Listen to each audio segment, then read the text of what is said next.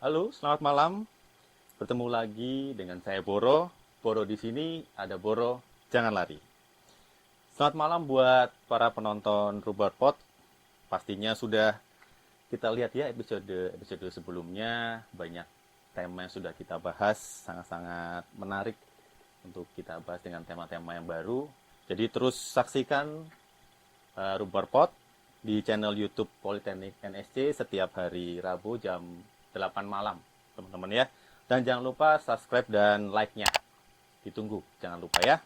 Oke, sebelum saya panggil bintang tamu kali ini, saya ada informasi sedikit teman-teman terkait dengan Politeknik NSC gitu ya. Kita ada program namanya kelas karyawan gitu ya. Jadi teman-teman yang sudah bekerja saat ini ya, jangan khawatir kalau mau kuliah di NSC, kita jam kuliahnya fleksibel. Teman-teman yang sudah kerja bisa kuliah di NSC, bisa pilih jamnya pagi atau sore ya, malam gitu ya. Setelah kalian pulang kerja, kalian bisa lanjut kuliah. Nah, selain jamnya yang fleksibel, kelas karyawan ini juga ada potongan harga 50%, teman-teman.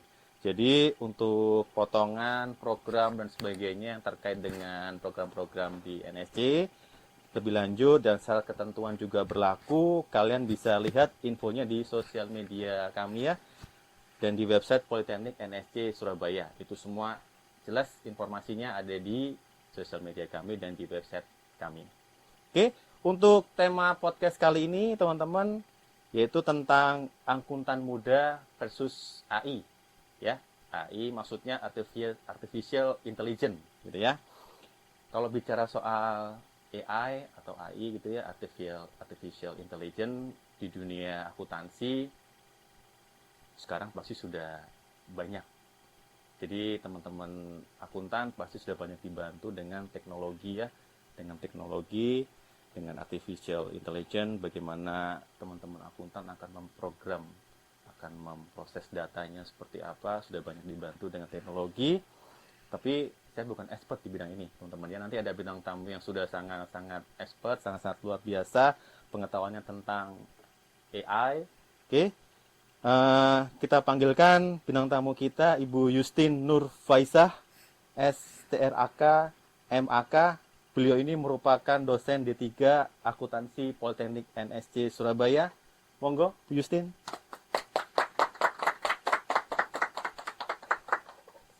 Gimana kabarnya, Bu? Baik, Pak. Pak Boro Baik, Bu, ya. gimana? Sehat, Bu. Luar biasa. Jadi nanti tema kita agak sedikit sesuai dengan expertnya Bu Yustin ya. Ya. Jadi angkutan muda versus AI gitu ya. Iya, Artificial Intelligence. Oke. Tapi kalau bicara soal AI ya Bu ya, memang perannya AI sekarang buat teman-teman akuntan sudah banyak ini Bu, terbantu, teralihkan atau jadi lebih gampang teman-teman akuntan ini atau bagaimana Bu? Sebenarnya banyak positif dan negatifnya sih, Pak. Tapi banyak Positifnya apanya? Positifnya atau negatifnya? tergantung juga, Oh, tergantung juga. pemakaian juga.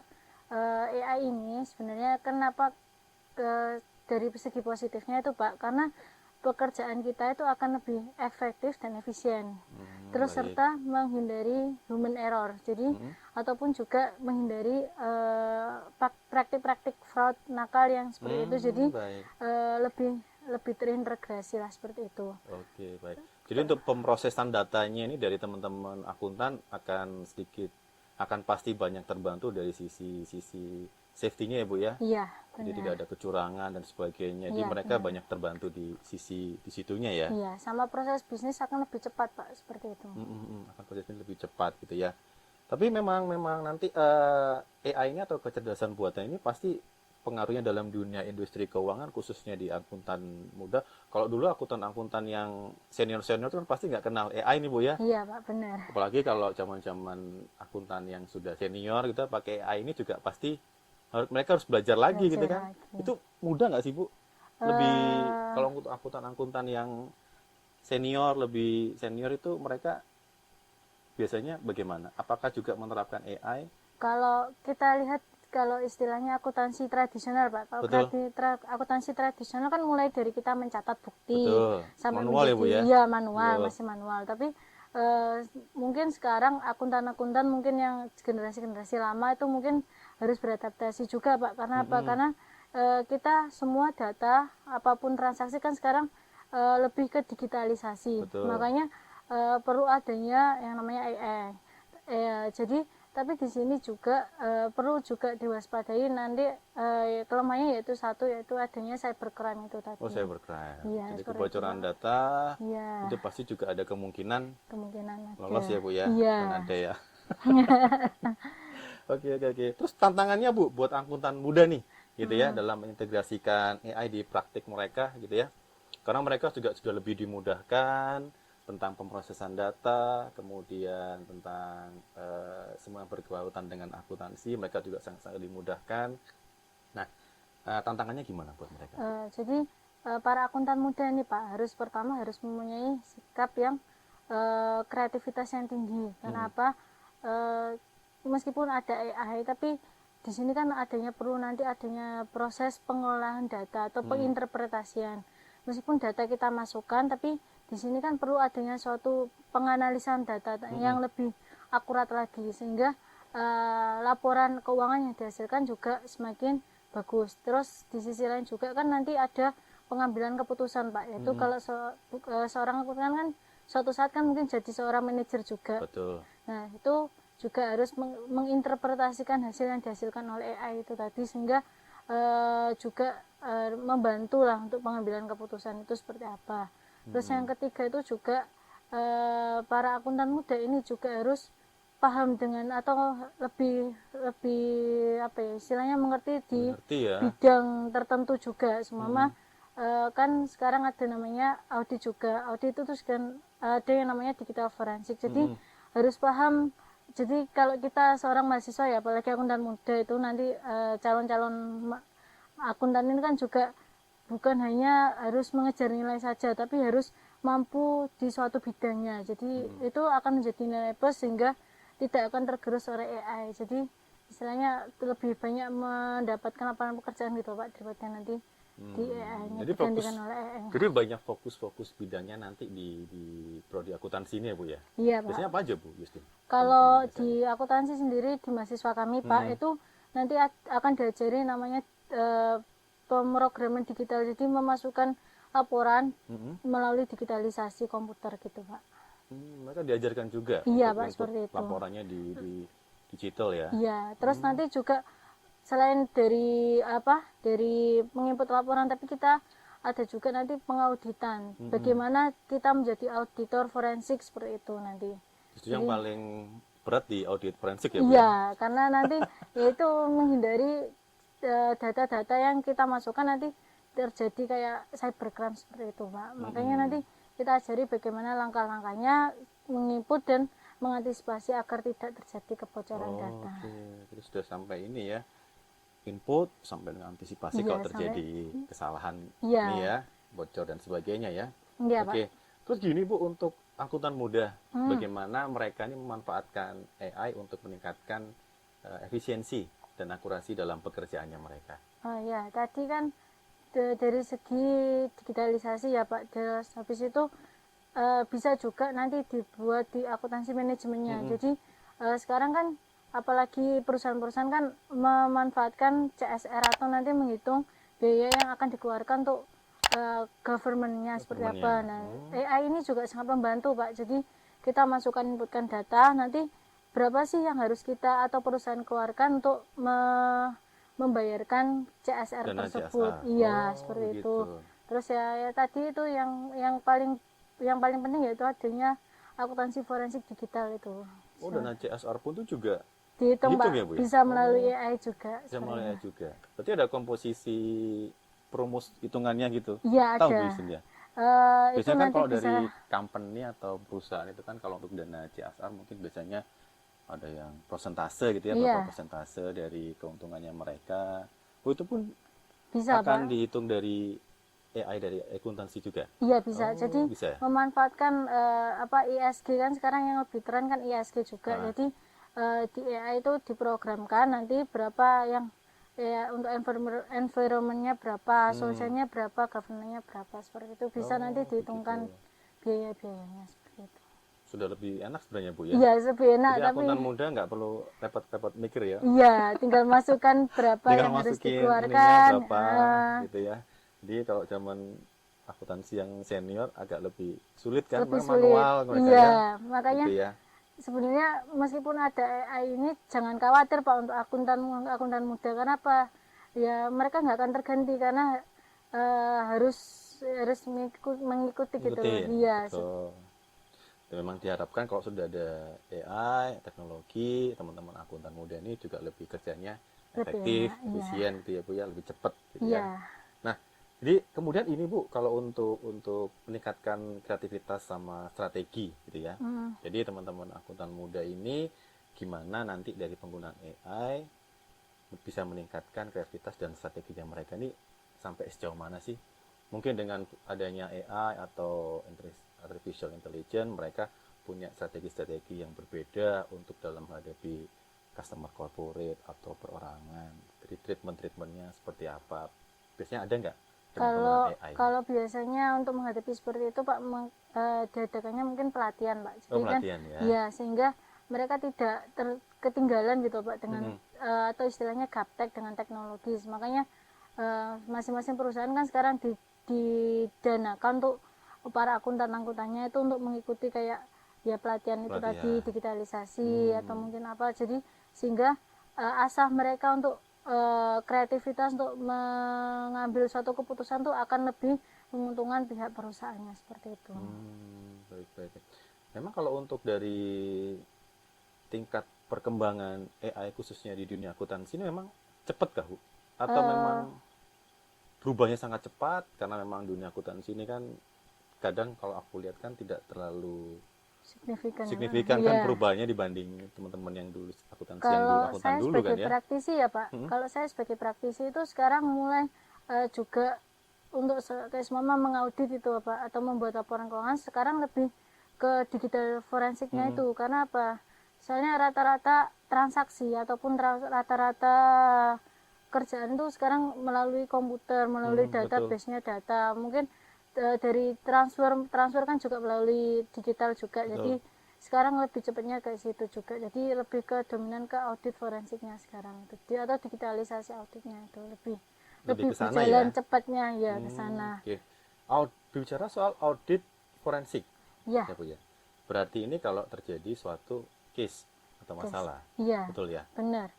Jadi sebenarnya kalau bicara soal di perusahaan atau di company terjadi suatu masalah atau misalnya penyelewengan gitu ya, penyelewengan dana dan sebagainya, barulah jatuhnya nanti ke audit forensik. Tapi ada kemungkinan nggak sih Bu? Atau mungkin Bu Yusin pernah ada klien atau menghadapi klien perusahaan atau perorangan yang terkait dengan audit forensik, ada kendala di keuangannya mereka, ada kendala di pencatatan akuntansinya mereka, tapi datanya itu tidak sesuai yang diberikan.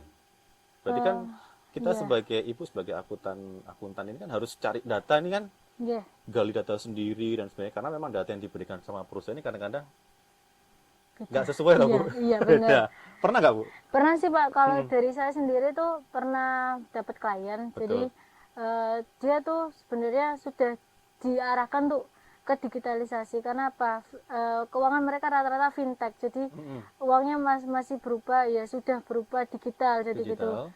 Makanya dari segi akuntannya itu masih akuntan yang lawas. Jadi ya, masih lama gitu. Jadi belum adanya pelatihan untuk yang ke arah digital. Makanya kenapa saya bikin ini dibikin apa? Tema. Bagaimana akuntan itu versus sama AI seperti itu. Jadi untuk sekarang ini makanya rata-rata perusahaan itu sudah didorong ke arah digitalisasi seperti itu Pak. Begitu ya. Jadi selain punya pencatatan manual, company pun juga harus punya yang digitalisasi untuk akuntansinya ya. Iya Pak. Oh, baik Bu.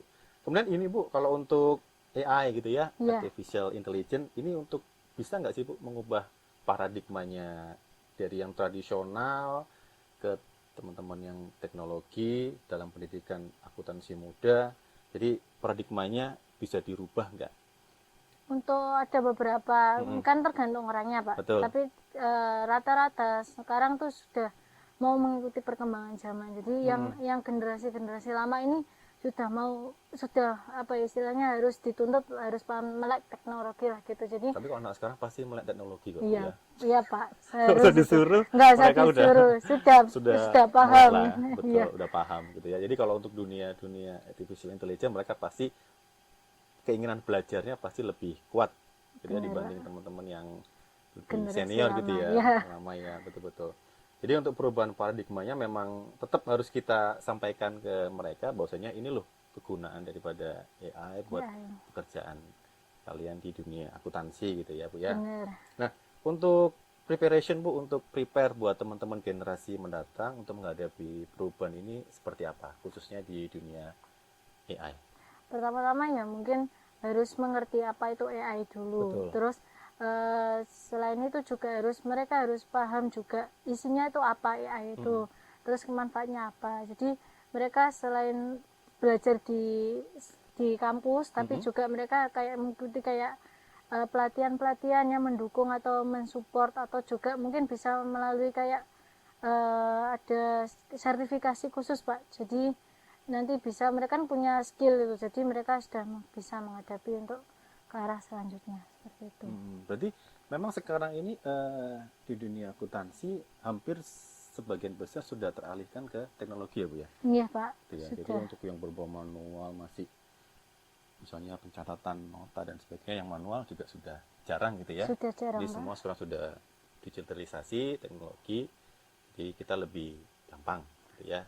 Apalagi untuk organisasi IAI, kan IAI itu kayak organisasi yang menaungi akuntan Oh muda, begitu. baik akuntan yang senior maupun yang junior itu Senior.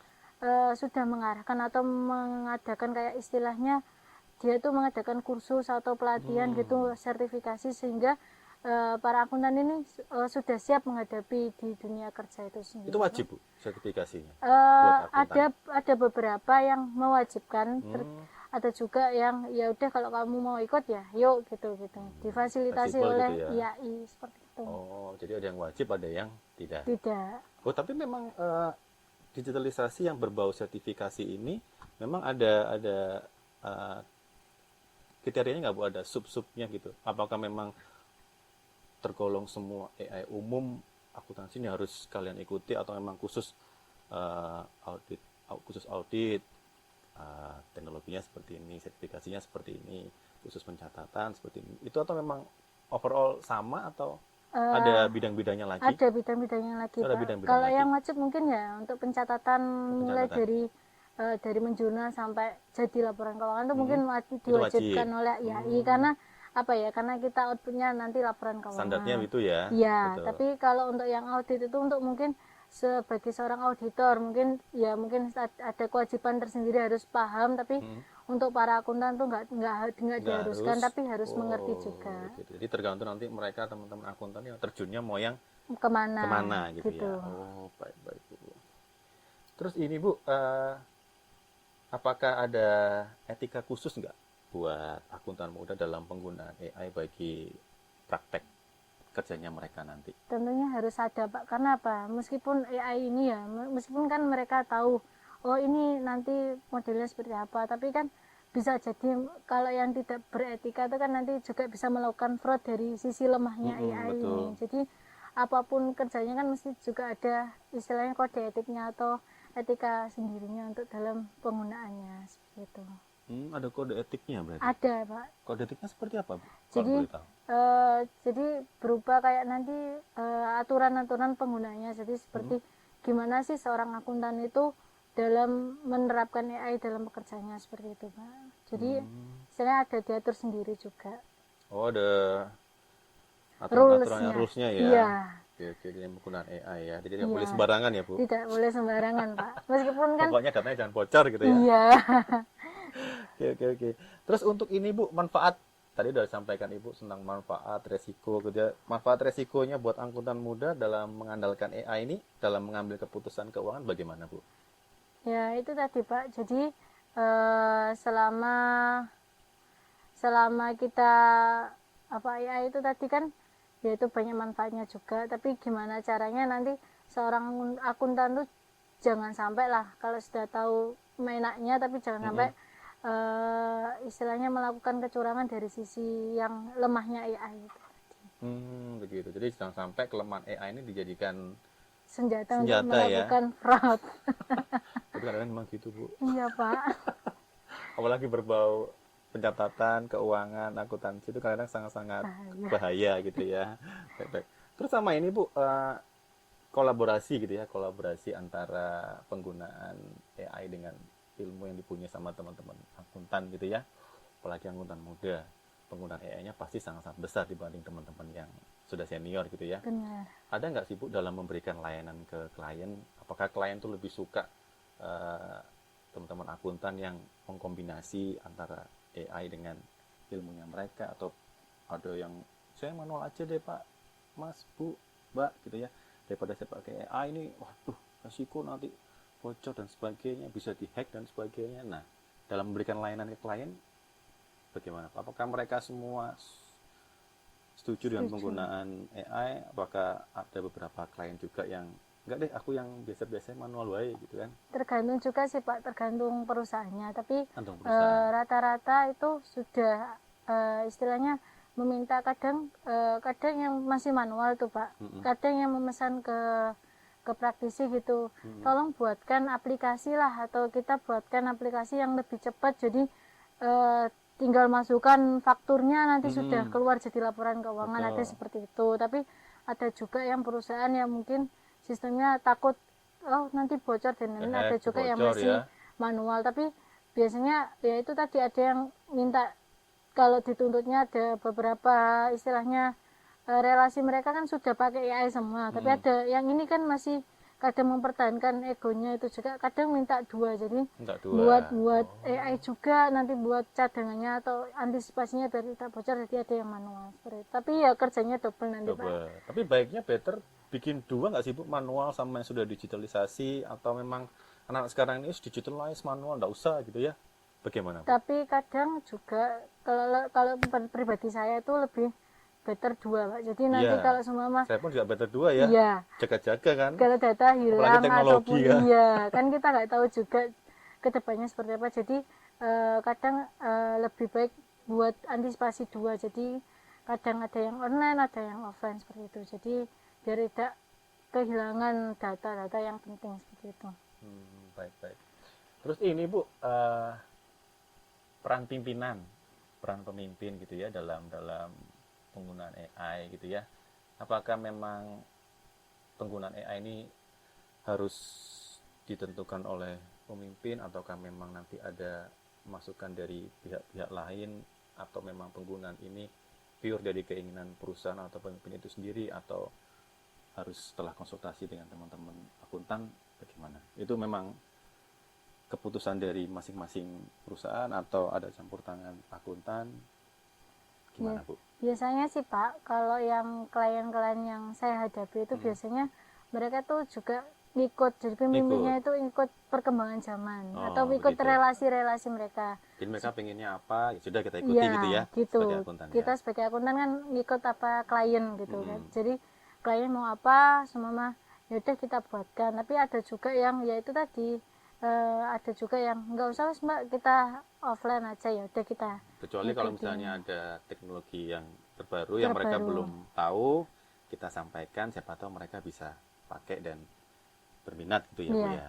Apalagi Gitu. seorang kita kan juga seorang dosen Pak, mungkin jadi nanti kan bisa Update menyumbangkan ilmunya juga sudah iya, beda ya dengan teman-teman Pak ini ya, iya. di lapangan ya, industri ya. Iya, jadi kita juga bisa istilahnya memfasilitasi para pemimpin ini, gimana sih kayak kita mengadakan pelatihan ke perusahaan-perusahaan. Jadi inilah ada namanya AI, nanti kita terapkan yuk ke perusahaan gini, kayak semua gitu. Gitu. Jadi dari perbincangan kita nih Bu Justin gitu ya, dari soal akuntan muda dengan AI, artificial intelligence, kemudian kelebihan kekurangannya AI, manfaatnya buat akuntan, boleh disimpulkan nggak sih Bu untuk tema kita hari ini, akuntan muda versus AI? Nah, jadi untuk para akuntan ya jangan takut kehilangan pekerjaan, karena sejatinya AI itu kan mempermudah kita dalam melakukan suatu proses bisnis. Jadi ya gimana caranya nanti Anda seorang akuntan tuh harus memiliki beberapa karakter yang istilahnya menyupport untuk ke arah teknologi yang lebih maju seperti itu. Oh, begitu ya Bu ya. Baik. Bu Justin, terima kasih atas waktunya Bu. Semoga tetap sehat dan selalu sukses. Amin. Sampai ketemu nanti di berikutnya ya Bu ya. Iya Pak, Podcast siap. kami berikutnya. Terima Iya. kasih Bu Justin. Baik teman-teman, terima kasih buat tema kita hari ini tentang akuntan muda dan AI. Semoga sharing kita di hari ini bisa bermanfaat buat teman-teman semua. Kita ketemu lagi di tema kita berikutnya, podcast kita berikutnya. Selamat malam. Sampai jumpa lagi. One day